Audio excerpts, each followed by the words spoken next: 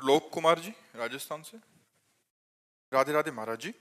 महाराज जी, मैं कर्म में विश्वास रखता हूँ और आपको यूट्यूब माध्यम से 1 साल से सुन रहा हूँ। महाराज जी, मेरा प्रश्न है कि रामायण में एक बताया गया है कि कर्म प्रधान विश्व करी राखा, जो जस करहि तो तस फल चाखा, और सकल पदार्थ ही है जग माही, कर्महीन नर पावत नाही। तो महाराज जी, एक तरफ कहते हैं कि होई है सोही जो राम रचि राखा। तो केवल कर्मय तक सीमित रहना चाहते हो क्या? केवल कर्मय तक करना चाहते हो क्या? तो कर्म दो ही प्रकार के होते हैं, शुभ कर्म और अशुभ कर्म, और इनकी दोनों की गति बस नर्क, स्वर्ग और मृत्यु लोक। तो दुर्गति से बचोगे क्या कर्म करके? सत्कर्म करना है, भगवत कर्म करना है, भगवान के अधीन होकर के कर्म करना है, श्री कृष्ण अनुकूलेन कर्म करना है, प्रतिकूल से विसर्जनम करना है, भजन करना है, परोपकार करना है, माता पिता की सेवा करनी है, पुत्र परिवार आदि का पालन करना है, और ये सब कर्म भगवान को अर्पित करके भगवत प्राप्ति करनी है। अगर भगवत प्राप्ति नहीं तो शुभ अशुभ कर्मों के पचड़े में तो पूरा संसार फंसा हुआ है। सब संसार कर्म कर रहा है, तुम ही थोड़ी कर्म कर रहे हो। बिना कर्म किए कोई एक क्षण भी नहीं रह सकता। तो सब कर्म कर रहे हैं, शुभ कर्म बन रहे हैं, अशुभ कर्म बन रहे हैं। शुभ का फल सुख मिल रहा है, अशुभ का फल दुख मिल रहा है। दुख सुख की इसी पचड़े में सब फंसे हुए हैं। तो को मानो दे इसी के लिए मिला है क्या? केवल कर्म करते हुए सुख और दुख का भोग करना। मानो देह का फल मिला है, सुख दुखे समय कृत्वा लाभा लाभो जया जयो। सुख दुख में समान भाव करते हुए, लाभ अलाभ में, जय पराजय में समान भाव करते हुए परमात्मा प्राप्ति करने के लिए, परमात्मा प्राप्ति करने के लिए शुभ अशुभ दोनों कर्मों का नाश करना होता है। शुभ अशुभ दुर्ग विध्वंस बल तब जयति जयति जग उच्चरे। शुभ अशुभ दोनों कर्मों का जब नाश होगा तब भगवत प्राप्ति होगी। अब ये आता है, ये कला आती है दोनों कर्मों का नाश करने की। वो है हुई है सोई जो राम रचि राखा, को करी तर्क बढ़ावे साका। वही होता है जो भगवान ने रच रखा है। तो अब भगवान ने हमें मानव देह रच रखा है, भगवान के हम अंश हैं। अब हम भगवान का भजन करके शुभ अशुभ का नाश करके भगवत प्राप्ति करेंगे। कर्मों के क्या, कर्म तो सब जीव कर रहे हैं। कौन सा ऐसा जो कर्म विहीन हो? कुछ पाप कर्म हो रहे हैं, कुछ पुण्य कर्म हो रहे हैं, लेकिन कर्मों के ऊपर जो उठे तब तो बात बने। मनुष्य जीवन केवल कर्मों में ही फंसे रहने के लिए थोड़ी है। कर्म समर्पण करके कर्म योग करने के लिए है। कर्म योग के द्वारा भगवत प्राप्ति करो, भक्ति योग के द्वारा भगवत प्राप्ति करो, ज्ञान योग के द्वारा भगवत प्राप्ति। ये योग प्राप्त करने के लिए मानव जीवन है। समझ पा रहे हो आप? अखिलेश मिश्रा जी काशी से। श्री हरिवंश गुरुदेव, आपके चरणों में कोटि कोटि प्रणाम। महाराज जी, वापसी की तैयारी कब व कैसे की जाए? देहाभिमान पूर्णता गलित कैसे और कब होगा? देखो, विषयों की स्फुरना होती है सबसे पहले। जब हम विषयों का चिंतन करते हैं, देहाभिमान गलित होने का उपाय बता रहे हैं। क्योंकि कर्ता और भोक्ता ही देहाभिमान है। मैं करता हूं और मैं भोगता हूं। तो अंतःकरण में विषय स्फुरना होती है, मन में बुद्धि उसका निश्चय करती है, चित्त उसका चिंतन करता है। विषय स्फुरना में अगर हमारी थोड़ी भी प्रीति हुई तो संकल्प बन जाता है। संकल्प में प्रीति होने से वो कामना बन जाती है, और कामना से क्रिया होती है। क्रिया में सुख भोगने की लालसा होती है। तो कर्ता और भोक्ता भाव देहाभिमान है। हम ऐसा भजन करें कि स्फुरना कोई नष्ट कर दे। स्फुरना संकल्प न बनने पावे, संकल्प कामना न बनने पावे, कामना क्रिया में न उतारने पावे। जितने भी भोग सुख हैं वो सब क्षणिक हैं, सब नाशवान हैं। शरीर निर्वाह के लिए मैं शरीर नहीं हूँ। शरीर निर्वाह के लिए हम केवल विषय सेवन करें, और शरीर का जो धारण करने का लक्ष्य है वो भगवत प्राप्ति है। इसलिए एक क्षण भी नाम का अंतराय न रह जाए।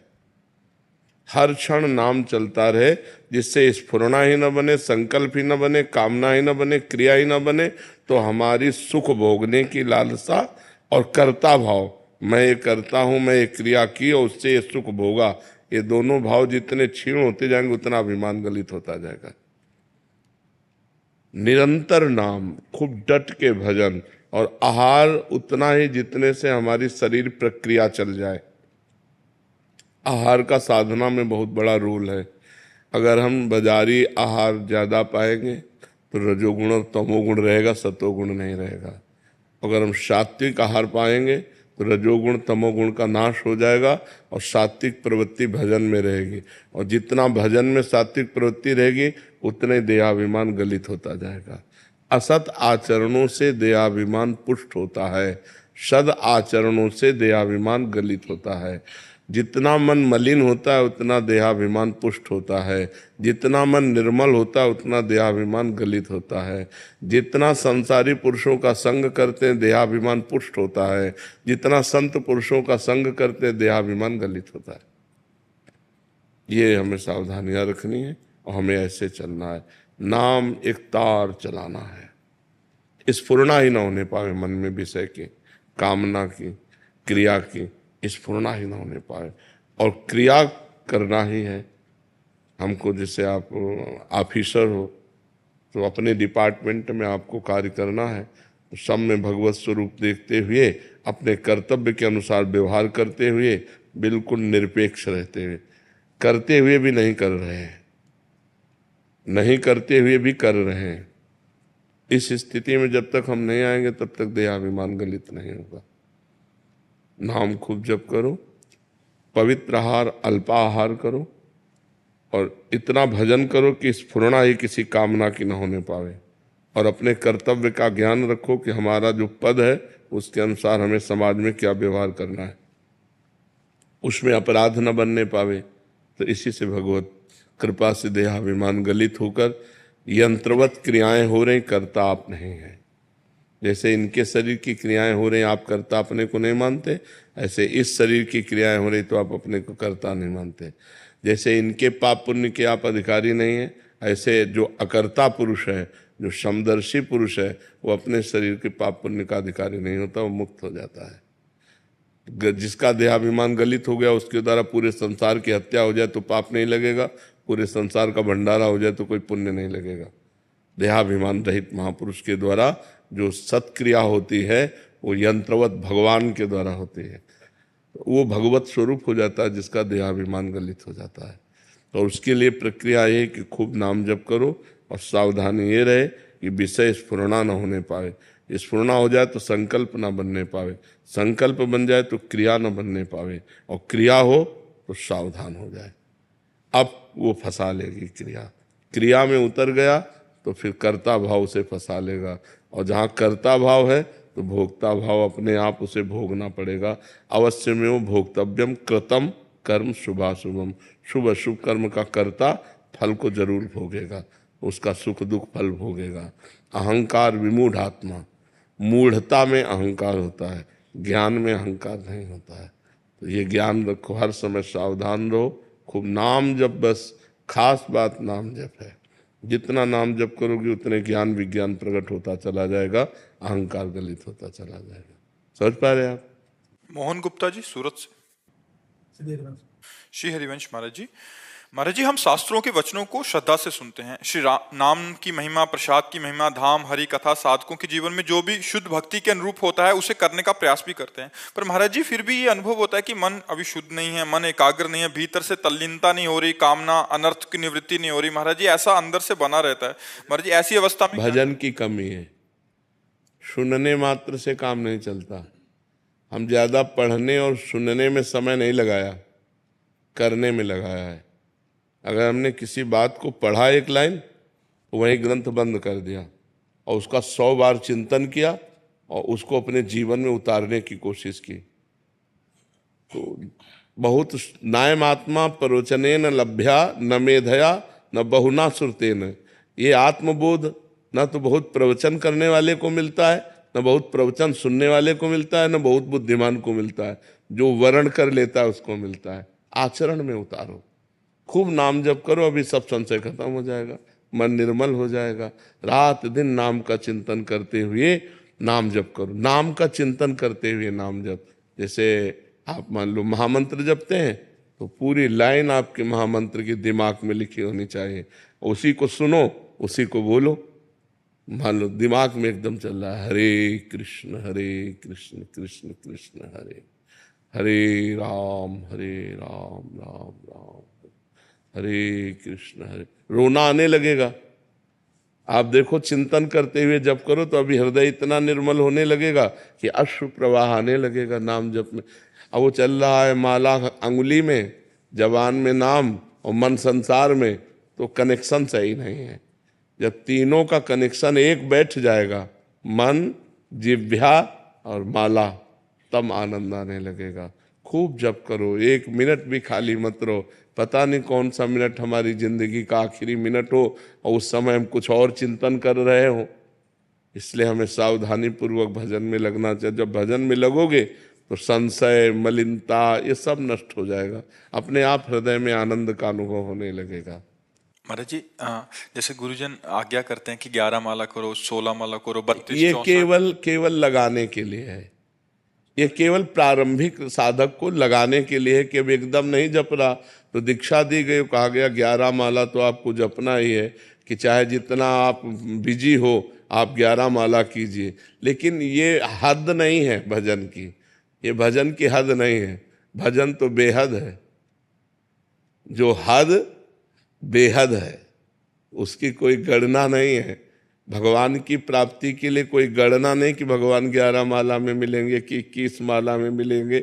वो तो जब निरंतर प्रीति पूर्वक भजन किया जाता है, भगवान के सिवा और कुछ याद न रहे, केवल भगवान की चाह रह जाए, मैं भगवान का भगवान मेरे, तब भगवान की प्राप्ति होती है। महाराज जी जैसे ये तो उत्तम साधक और ये उत्तम अवस्था प्राप्त करने के लिए उत्तम साधन है महाराज जी। महाराज जी जैसे संसार में बहुत सारे ग्रस्त जन हैं जो ड्यूटी पे भी जाते हैं, सब कुछ करते हैं, उनके लिए महाराज जी कठिन हो जाता है जब आप ये बोलते हो कि ऐसा करना है।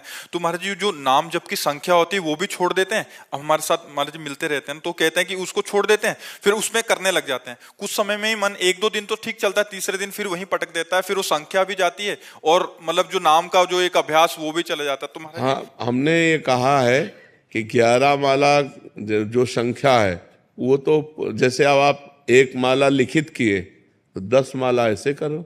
ऐसा हाँ, अब जैसे आपका मन 50 नाम में लगा कि लिखने में लगा तो शेष माला से पूरा करो। कुछ 10 मिनट 15 मिनट लेखनी का अभ्यास करो, क्योंकि सबका मन एकाग्र तो है नहीं, मन बड़ा चंचल है, एक क्षण में विषयों में भाग जाता है।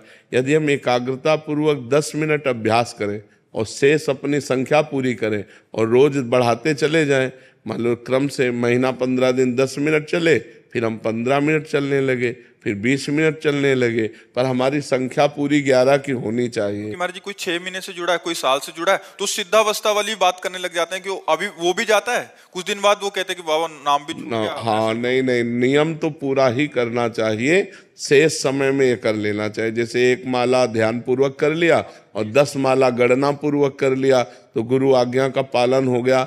देखो, भाव को भाव अनख आलसहु, नाम जपत मंगल दिस दसहु।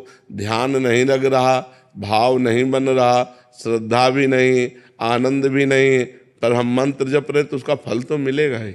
ये तो भगवत प्राप्ति के लिए आगे बढ़े हुए पुरुषों की बातें हैं, लेकिन प्रारंभिक साधकों को तो गणना से ही चलना होगा, नहीं वो भी छूट जाएगा, मन भजन में लगेगा नहीं। इसलिए प्रारंभिक साधकों को गणना दी जाती कि आपको 11 माला करनी ही है, तो उनको करना ही चाहिए। 10 मिनट 5 मिनट अलग से समय निकालने 24 घंटे में, जो लेखनी वाला मंत्र है, लेखनी वाला नाम है, वो प्रक्रिया करें, शेष समय 11 माला अपने पूरे कर जब लें। आप महाराज जी नाम की महिमा आदि सुनाते हैं तो काफी साधक कहते हैं कि बाबा हमें कोई नियम दे दीजिए कि हम 50,000 रोज राधा नाम जप करेंगे, मतलब नियम से करेंगे और आपको चेक कराएंगे।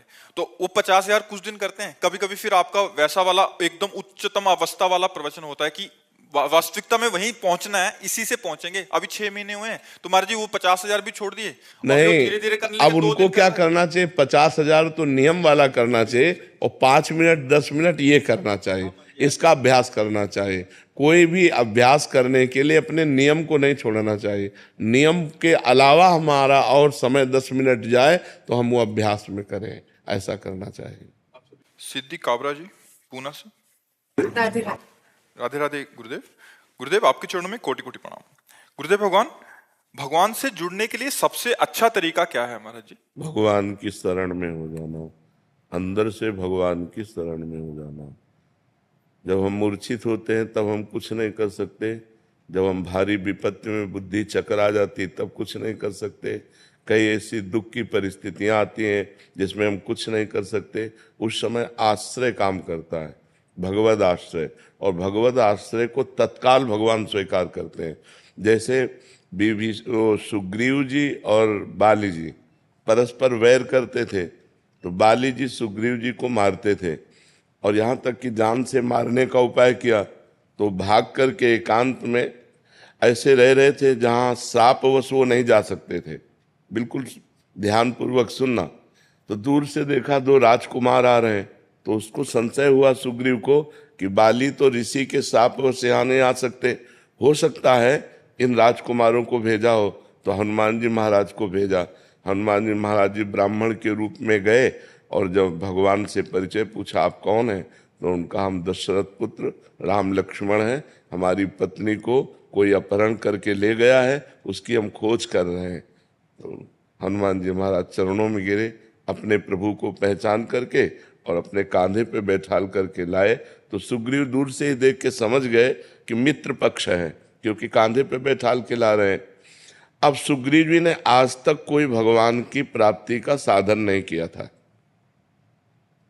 भगवान और सुग्रीव जी को हनुमान जी मिला रहे हैं, मतलब भक्त के द्वारा भगवान की आश्रय वृत्ति प्राप्त होती है।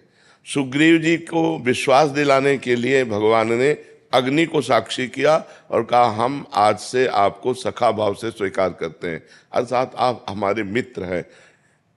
किस भय से तुम यहाँ रह रहे हो? तो उन्होंने बताया, हमारा भाई ही है, तो हमारा दुश्मन, वो हमें मारने के लिए तैयार है, तो उनका एक बाण से मार दूंगा, तुम उससे चिंता न करो। सुग्रीव जी ने जब भगवान की बाहुबल की रक्षा से किष्किंधा का राज्य प्राप्त किया, भगवान ने बाली को मारा, तो 4 महीने भगवान प्रवर्षण पर्वत पर रहे, एक दिन भी नहीं गया। भयवश ऋष्यमुख पर्वत पर प्राण छुपाए रहता था। भगवान के आश्रय से किष्किंधा का राजा बना, एक दिन भी दर्शन नहीं करने गया, ऐसी इनकी भक्ति थी, केवल आश्रय।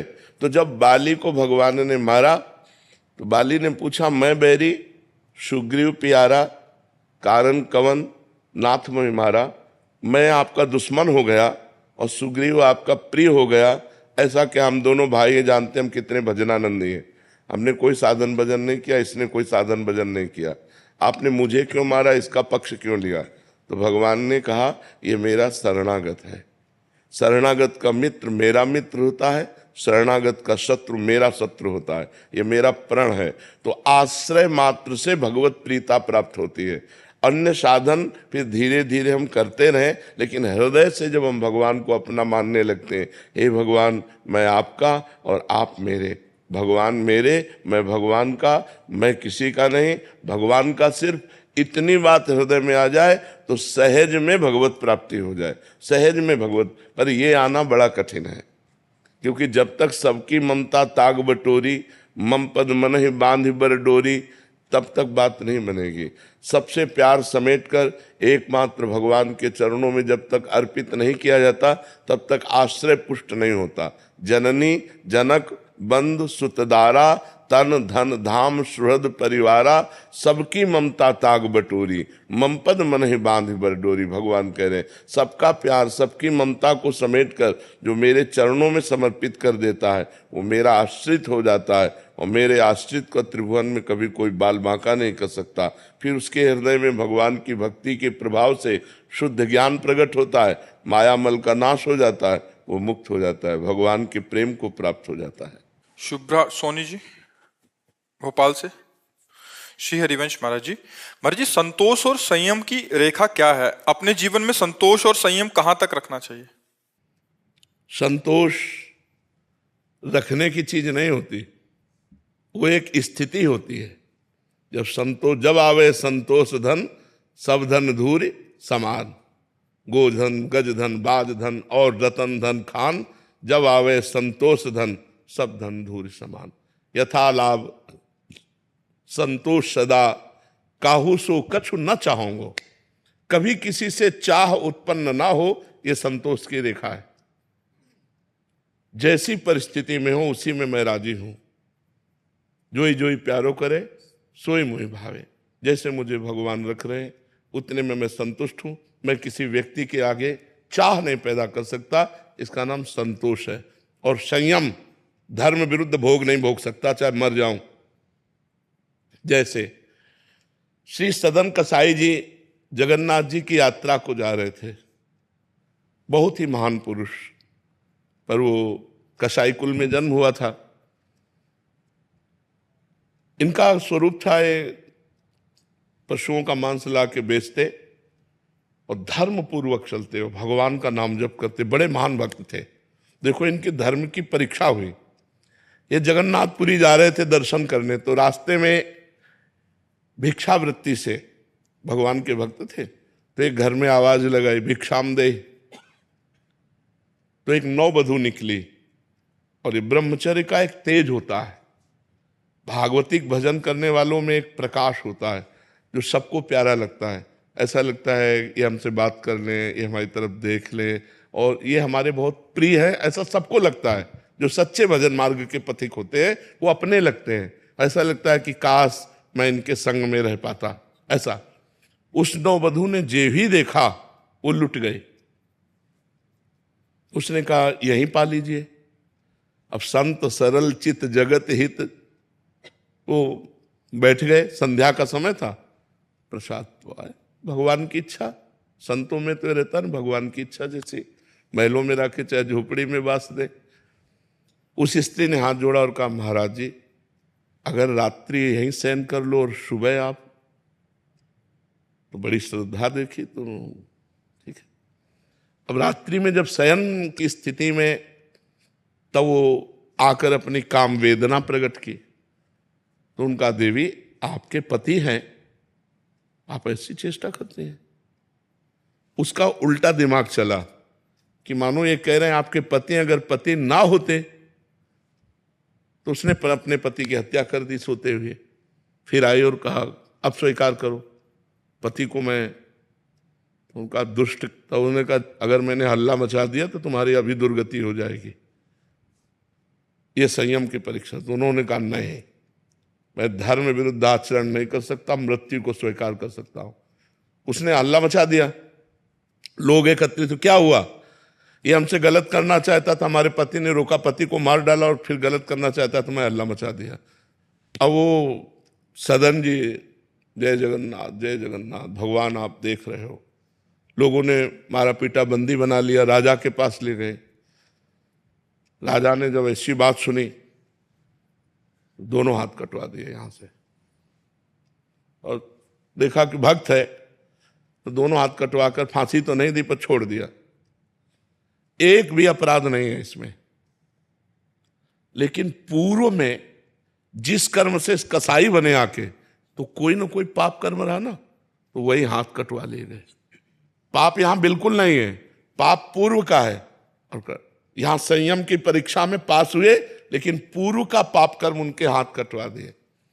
जय जगन्नाथ जय जगन्नाथ। जगन्नाथ जी पहुंचे, कहा प्रभु अब तो हाथ भी नहीं जोड़ सकते क्योंकि यही ले काट डाले गए। तो ऐसे करके जे भी किया सो नवीन हाथ आ गए, भक्तमाल ग्रंथ में लिखा हुआ है।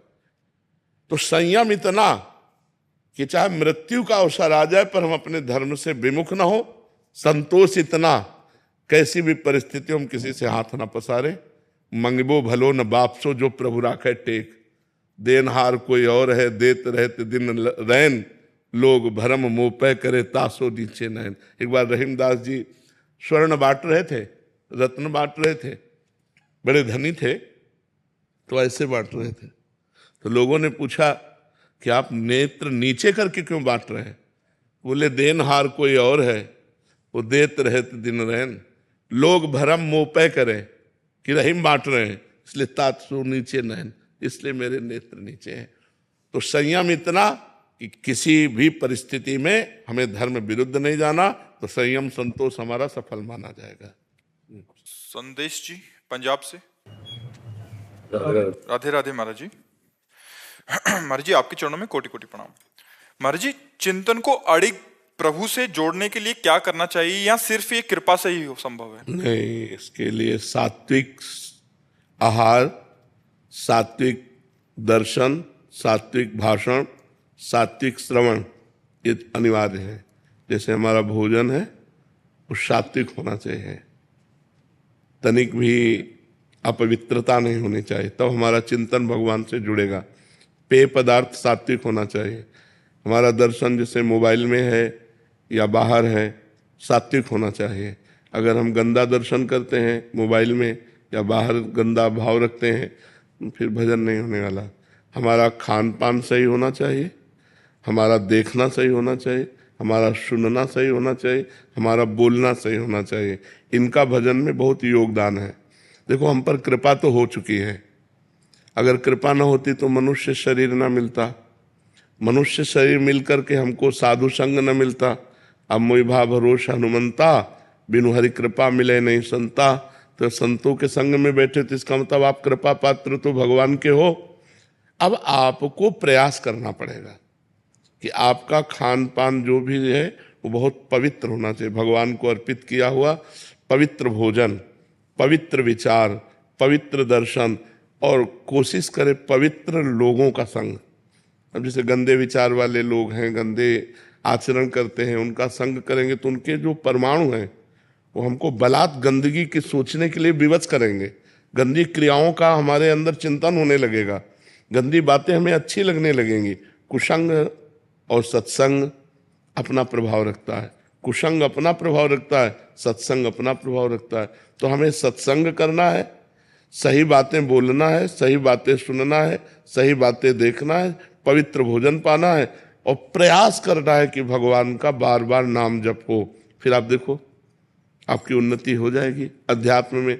अब गंदा भोजन, गंदे विचार, गंदा दृश्य जो मन आया और टीवी में देख लिया, मोबाइल में देख, वो चिंतन हमारे अंदर जैसे सीसी कैमरा होता है ना, वो सब कवर करता रहता है, बिना खींचे खींच जाता है। ऐसे ही मन में भगवान की तरफ से सीसी कैमरा है, वो जो देखता है, जो सुनता है, जो बोलता है, वही सब खींच लेता है। और जब आप भजन में बैठोगे तो वही सब दिखाएगा आपको। तो लगता है यार, भजन के पहले तो इतना गंदी बात नहीं आती थी, जब हम भजन करने लगे तो कितनी गंदी बात आती। तो हमको अपने सीसी कैमरे के सामने गंदी बातें नहीं लानी, गंदे दृश्य नहीं सोचना, गंदी क्रियाएं नहीं करना, तब भजन मार्ग बड़ा पवित्र मार्ग है। देखो, आपका शरीर पवित्र, आपका वस्त्र पवित्र, आपके विचार पवित्र, तो परम पवित्र भगवान का भजन बनेगा। ऐसे भजन में कहाँ फिर रुचि हो पाएगी।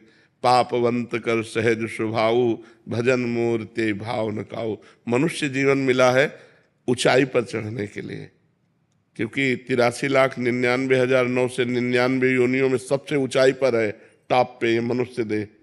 अब अगर यहाँ से गिरे तो सुअर, कुत्ता, नाली के कीड़ा, भूत प्रेत क्या बनना पड़ेगा कुछ पता नहीं। तो इससे ऊपर उठना है, इससे ऊपर उठना, भगवान की प्राप्ति करना, या हमारा फिर जन्म हो और परम पवित्र भारत देश में ही हो और हम भगवान का भजन करें, हम अपने राष्ट्र की सेवा करें, कोई ऐसा पद मिले जिससे निर्विकार होकर, प्रलोभन भय छोड़कर हम समाज की सेवा करें, भगवान का नाम जप करें।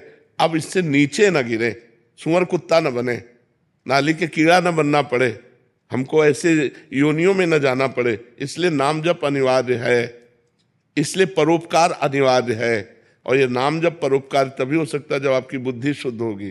तो बुद्धि शुद्ध होने के लिए भोजन शुद्ध, जैसा खाओ अन्न वैसा बने मन, जैसे पियो पानी वैसी बने वाणी। अब पिए शराब, खाए मांस, गंदे आचरण करे और सोचे कि अध्यात्म में हम चल लेंगे, कदापि नहीं। जो पै दुष्ट हृदय सोई होई, मोरे सन्मुख आओ किसे। यदि वो दुष्ट हृदय है वो भगवान के मार्ग में नहीं चल सकता। भोगेश्वर प्रसक्ता नाम तया प्रहत चेतसाम, व्यवसायत्मिका बुद्धि समाधो न विधीयते। जो भोग ही नाना प्रकार के पदार्थों के ही भोग और संग्रह में लगा हुआ है, वो कभी भगवत प्राप्ति करना ऐसा सोच भी नहीं सकता। भगवान कह रहे हैं तो हमें मनुष्य जीवन मिला है तो हम पवित्र आहार करें, पवित्र आचरण करें और परम पवित्र भगवान का चिंतन करें। महाराज जी, पर पशु की योनि जो होती है वो दंडित के मतलब वो योनि जो होती केवल कर्म भोग है, नवीन कर्म नहीं कर सकते आप। जो आपका प्रारब्ध भोग है उसे वही भोगना होगा, इसके आगे नहीं। तो बट वो जो पशु होते हैं वो दंड, ऐसा तो नहीं होता उनको कोई पिछले जन्म में कोई दंड मिला हो और इस वजह से वो इस बार पशु बने? तो दंड ही तो हर योनि दंड ही तो है। केवल एक मनुष्य योनि है जिसमें आपको छूट है, जो चाहो कर सकते हो, जो चाहो कर सकते हो। आप देवता बन सकते हो, आप नारायण का भजन करके नारायण में तन्मय हो सकते हो, आप राम जी का भजन करके राम जी में तन्मय हो सकते हो, जो चाहो। हर पशु पक्षी जो 83,99,999 योनियां वो कुछ नहीं कर सकते, केवल अपना भोग भोग सकते हैं कर्म का। जो हमने मनुष्य जन्म, हमारे कोई पहला मनुष्य जन्म थोड़ी है, असंख्यों बार हो गए। जो कर्म किए वो भोगना पड़ेगा। फिर भगवान ने अब चांस दिया कि मिटा लो साले कर्मों को, भजन करके परोपकार करके अपने अशुभ कर्मों को मिटा दो। तो हम भूल गए, फिर यहाँ आ गए, वही लड़का बच्चा, पढ़ाई लिखाई, रुपया पैसा, खान पान, मौज मस्ती, फिर मर गए, फिर वही सुअर कुत्ता बने जाकर के, फिर नाना प्रकार की भोग योनियां। पर महाराज जी, जैसे देखा है कई बार लोग अत्याचार करते हैं पशु पे, वो कहते हैं कि क्योंकि ये इनको हाथ लगाना पाप है, तो क्या ये सोच समाज की? नहीं, पशु को हाथ लगाना पाप नहीं, ऐसा नहीं है, कभी कहीं किसी शास्त्र में ऐसा नहीं लिखा। बर्ताव व्यवहार मर्यादा के अनुसार करना है। हम कह रहे हैं पशुओं के साथ व्यवहार करो, प्रिय व्यवहार करो, मित्रवत व्यवहार करो, लेकिन एक सीमा तक करो। देखो अलग अलग मर्यादा है। जैसे हम गौ के मूत्र का अपने हिंदू लोग पवित्र मानते हैं, गाय के गोबर को लीपते हैं, लेकिन कुत्ते के गोबर को तो नहीं लीप सकते। हर पशु की एक अपनी मर्यादा है, हम उस मर्यादा से चलें। जो हमारी गाय के प्रति श्रद्धा है वही हम खान पान के सब जीवों के प्रति रखें, लेकिन बर्ताव अलग अलग है, बर्ताव में भेद है। तो हमें लगता है कि पशुओं से प्यार करे, पर मर्यादा के अनुसार करे। प्यार जरूर करे। ये आज पशुओं से प्यारहीन तो नष्ट हो गया है, तभी बकरा मुर्गा गाय भैंस लोग काट काट के खा रहे हैं। ये राक्षसीपन है, बड़ी दुर्गति होगी ऐसे लोगों की। काल भगवान अपना कभी नाम नहीं घोषित करते। बोले क्या हुआ, बोले दिल फेल हो गया, क्या हुआ एक्सीडेंट हो गया, क्या हुआ उसने मार दिया। कभी काल को कोई नहीं कहता, वो काल मिटिया मेट करता रहता सबको। इसलिए सबको सुख दो, धर्म के अनुसार सुख दो, खूब नाम जप करो, जीवन आनंद में व्यतीत करो। मनुष्य जीवन आनंद में व्यतीत करने के लिए शोक चिंता भय ये सब क्या है। तो हमारी बुद्धि निर्णायक सही हो जाए, इसलिए हमें नाम जप अनिवार्य है, पवित्र भोजन अनिवार्य है, पवित्र आचरण अनिवार्य है। इसके बिना भजन नहीं हो सकता, और भजन के बिना जीवन पशुवत है, पशुवत। क्या हमारा समाज हो रहा है, जिन बच्चों का पोषण होना चाहिए उन बच्चों का शोषण हो रहा है। तो ये बुद्धि भ्रष्ट, बिना अध्यात्म के बुद्धि भ्रष्ट हो जाती है। अब शराब पी के आए, अब घर में जो मना सो तांडव कर रहे हैं। अरे अगर उसी शराब पीने वाले पैसे से थोड़ा अंगूर सेव मीठा लेके घर आते तो कितना अच्छा लगता। 1,000 रुपए के मीठा फल लेके घर वालों को देते तो वो एक सुख का अनुभव करते। तो आज जो हमारी बुद्धि वो भ्रष्ट होती चली जा रही। पर हम तो धन्य मानते हैं कि अभी कलयुग इतना नहीं बढ़ा कि कोई संतों की बात न सुने। सुन रहे हैं लोग, नहीं तो ऐसा संसार भ्रष्टता की तरफ चला जा रहा है कि ये सब बातें गप मानी जाती है। क्लब अच्छा माना जाता है, शराब अच्छी मानी जाती है, गंदे आचरण अच्छे माने जाते हैं। अब देखो कितना अपने समाज में व्यभिचार फैल रहा है। पहले ये था ही नहीं, गर्लफ्रेंड बॉयफ्रेंड था ही नहीं। अरे हमारे समय में नहीं था। स्कूल पीरियड में ये थोड़ी सब कुछ था, गंदी बातें ही नहीं थी। सब 16-17 साल के बच्चे खेल। वही बात मैं कहना चाहूँ, मैं एक एथलेटिक्स का कोच हूँ, और छोटे छोटे जो बच्चे जो ट्रेनिंग करने आते हैं और उनको अगर ये बातें समझाई जाती है तो वो खुद कहते हैं कि हम तो सर मेच्योर हो चुके हैं। वो 13-13 साल की लड़कियों को अगर ये चीजें हम समझावें कि इन चीजों से दूर रहो, तो वो कहती है सर हम तो मेच्योर हो चुके हैं। मेच्योर का मतलब हम इसके योग्य हो चुके हैं। हम समझदार ज्यादा हो चुके हैं, माने कि उनका मतलब ये है। तो समझदारी का मतलब अपना नाश करना। देख लो बुद्धि कैसे। समझदार तो वो है कि हम दोस्त बनाए, दोस्त को पहचाने।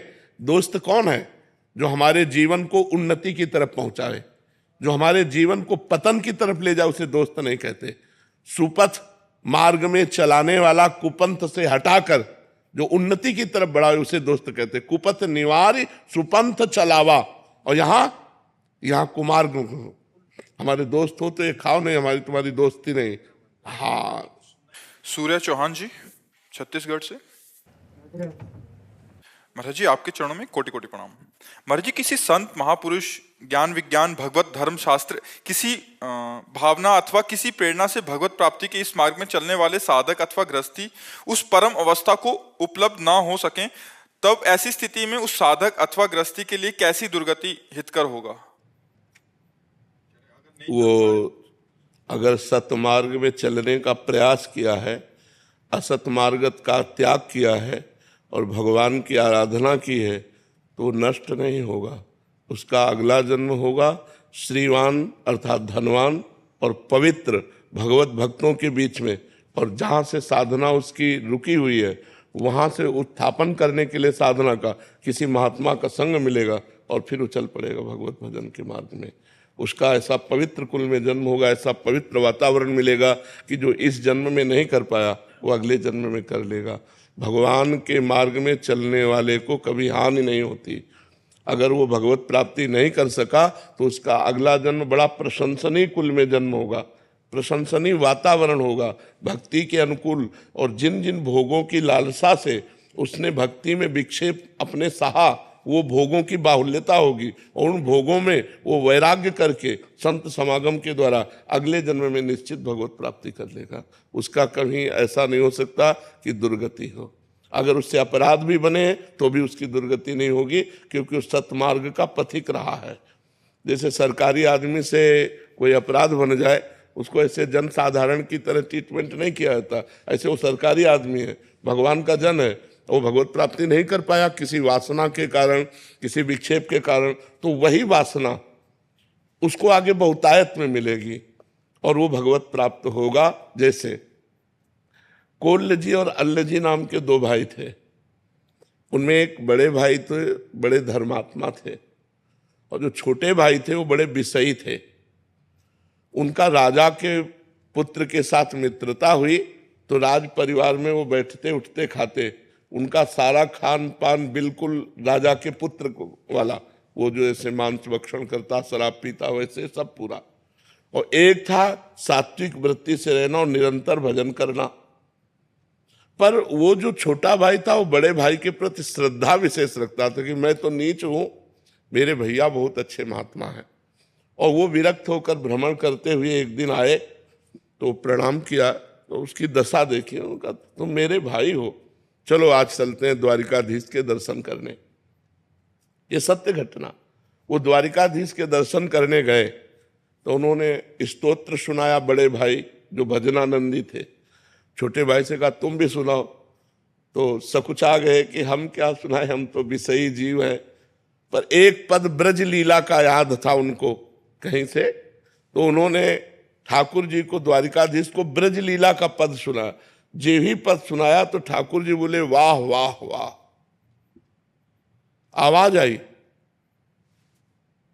उनके भाई के हृदय में जलन हुई कि जीवन हो गया, पद सुनाते हो कभी वाह नहीं बोले, और हम जानते हैं कैसे आचरण का है और ये वाह बोल दिए। चलो, इतने में ठाकुर जी ने अपने निजी जो सेवक थे उनसे प्रसाद और माला दी और कहा पीछे छोटे भाई को दे जाके। वो गए तो उन्होंने कहा कि आपको प्रसाद दिया है। तो उन्होंने कहा भैया को दिया होगा, क्योंकि भजनानंदी त्यागी तपस्वी तो भाई हैं, हम तो पापी जीव हैं, विषयों में लगे हुए हैं। तो उनका नहीं, भगवान ने आपका नाम कह के दिया है। अब वो हाथ में, अब बड़े भाई के हृदय में और जलन हो गई कि देखो भगवान ने हमें प्रसाद नहीं दिया, रोज पद सुनाऊं तो भगवान कभी वाह नहीं बोले, और ये विषयी जीव इसके इसमें वाह बोले। अब जीऊंगा नहीं, जब भगवान ही हमारे नहीं हुए तो मैं जीऊंगा क्या। वो समुद्र में जाके कूद गए। जब समुद्र में कूद गए तो द्वारिकाधीश के दिव्य पार्षद उनको दिव्य द्वारिका ले गए, बड़े वाले को। अब कुछ तसल्ली हुई। जब द्वारिकाधीश के दर्शन किए, द्वारिकाधीश जी ने कहा लाओ प्रसाद पाओ। वहां 2 पत्तल डाले गए तो उसने कहा 1 पत्तल किसका? बोले तुम्हारे भाई का। अब और जलन हो गई कि यहां भी उसकी पहुंच है। अब वो अंदर से भगवान से बोले कि प्रभु अब सहा नहीं जा रहा। वो पाप करता है, राजसिक भोगों को भोगता है, और मैं जीवन भर भजन करता रहा। तो भगवान ने कहा इस जन्म में तुम भजन शुरू कर रहे हो, तुम्हें पता है ये कितने जन्मों का मेरा भगत है? ये पीछे जन्म में वैरागी संत था, हृदय से मेरी भक्ति करता था। एक दिन जंगल में रुका हुआ था तो देखा राजा की सवारी रुकी, तो राजा का वैभव देखकर इसको लगा कि यार भोगों में सुख है। तो इसी लालसा ने इसे भगवत प्राप्ति नहीं होने दिया। अब आकर के ये राजपुत्र के साथ भोग भोग रहा है, लेकिन ये पुराना भजनानंदी हमारा है। तो समझ रहे, तब उनको समझ में आया। तो वर्तमान में यदि हमारी कोई वासना हमें भगवत प्राप्ति से रोक देगी तो अगले जन्म में उस वासना की बहुत